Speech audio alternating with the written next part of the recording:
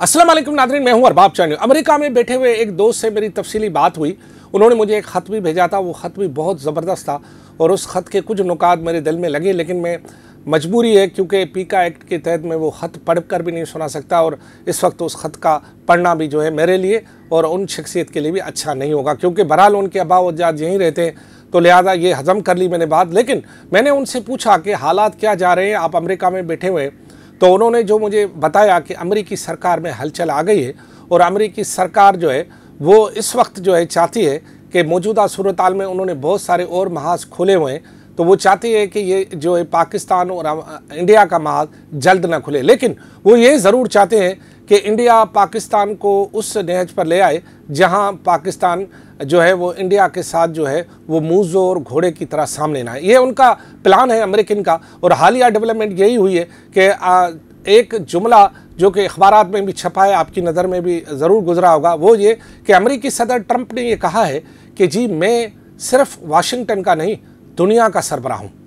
यानी वो बादशाह है, इस जितनी भी ज़मीन है उसके वो बादशाह है। हालांकि बादशाह तो मेरा रब है, लेकिन उन्होंने ये दावा कर दिया है कि वो सिर्फ वाशिंगटन नहीं बल्कि इस पूरी दुनिया के सरबराह हैं।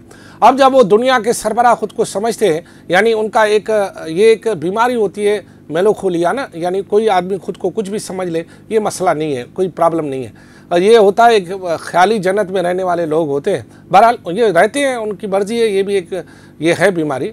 तो उन्होंने कहा कि मैं दुनिया का सरबराह हूँ, लेकिन उन्होंने ही दुनिया के सरबराह ने ही अपना एक कासिद जो है वो टेलीफोन राब्तों के ज़रिए पाकिस्तान और भारत से में किया है और उन दोनों को शांति करने की और दोनों को बाहमी अमन और इस बारे में हुआ है। लेकिन मैंने उनसे ये सवाल पूछा, जो मेरा दोस्त था, कि अगर पाकिस्तान और इंडिया के दरमियान जंग हो जाए तो जीत किसकी होगी। ये फिर थोड़ी देर वो सोचा और फिर उन्होंने कहा कि जीत उसकी होगी जो बाद में हमला करेगा। यानी उन्होंने कहा कि जो पहला हमला करेगा वो ये जंग जीत नहीं सकता, क्योंकि अगर इंडिया ने ये हमला किया तो इंडिया ये जंग जीत नहीं सकता। अगर पाकिस्तान ने पहले हमला किया तो बकौल उसके फिर पाकिस्तान को भी लाले पड़ जाएंगे। लिहाजा जंग वही जीतेगा जो बाद में हमला करेगा। हाँ, हमारे यहाँ एक कहावत भी है, आपने एक कुश्ती देखी होगी या जिसे सिंधी में मल्ल कहते हैं, आपने वो देखा होगा, जिसमें दो जो है पहलवान आपस में लड़ते हैं और दोनों अपने एक दूसरे की कमर में हाथ डालते हैं जो रस्सा बंधा होता है और उसके ज़रिए ज़ोर आजमाई करते हैं और दोनों एक दूसरे को गिराने की कोशिश करें। पहला जो गिर जाए वो पहली मल होती है, जिसे कहते हैं पहली बारी होती है, वो इतनी खातिर खा नहीं होती। वो जो दूसरी जो है ना, वो जो दूसरी अगर मारता है तो वो फिर समझो फातेह समझा जाता है। इसलिए इस जंग का उसूल भी उस मलाखड़े की तरह है कि जो पहले बार वार करेगा उसके बाद वो सोचेगा कि अब के बार मेरे साथ अब क्या होगा। ये बात उसको बड़ा खुटक रही होगी। दूसरी बात ये कि इंडिया और पाकिस्तान का अगर मुकाबला किया जाए तो वो तकरीबन 1 अरब और उससे भी ज़्यादा आबादी का बड़ा मुल्क और इससे भी बड़ा मुल्क है और हम हैं 25 करोड़। टेक्नोलॉजी के लिहाज से हमारा वैसे ही नेटवर्क स्लो है, जैसे हमारे यहाँ ऐड आता है कि बच्चू आपका साबुन स्लो है, तो हमारे यहाँ वैसे ही जो है नेटवर्क स्लो है। हमारे यहाँ टेक्नोलॉजी का हाल इंडिया से बहुत बेड़ा है।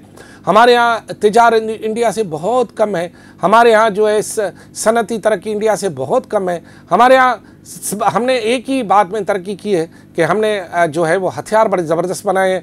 हमारी मिसाइल टेक्नोलॉजी बहुत शानदार है, जिससे वो डरे भी हुए हैं। और दूसरा ये कि हम एटम बम के खालिक हैं, मालिक हैं और इस्लामी दुनिया में सबसे पहले और अभी तक हमारे पास ही एटम बम है।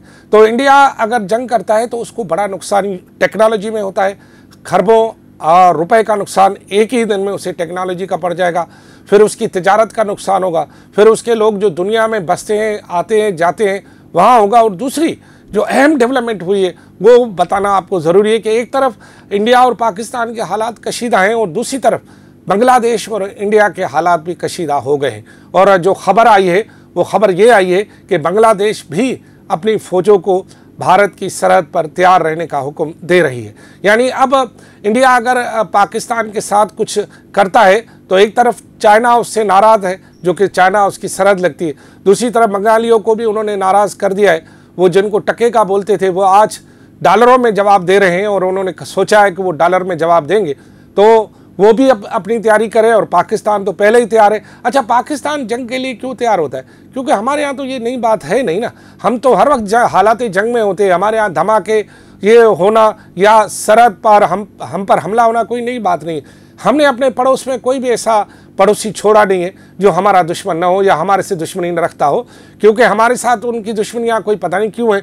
इंडिया की हमारे साथ दुश्मनी है, खैर दलाली, अफगानिस्तान की भी हमारे साथ दुश्मनी है, ऊपर से ईरान भी हमारा दोस्त इस वक्त नहीं है उस तरह का जिस तरह के हमें जो है वो दोस्ती में। हाँ, एक चाइना है जो खड़ा हुआ है और वो कह रहा है कि मैं आपके साथ हूँ। तो लिहाजा अगर जंग होगी तो फिर ये 3 तरफा जंग होगी और इस जंग का बहरहाल हर हाल में किसी भी तरह नुकसान जो है वो इंडिया को ही पहुंचेगा और जीत उसी की होगी जो आखिरी हमला करेगा। दूसरी ये कि हमारे और इंडिया के दरमियान जो है वो दीवारें चीन भी नहीं है और दीवारें बर्लिन भी नहीं है।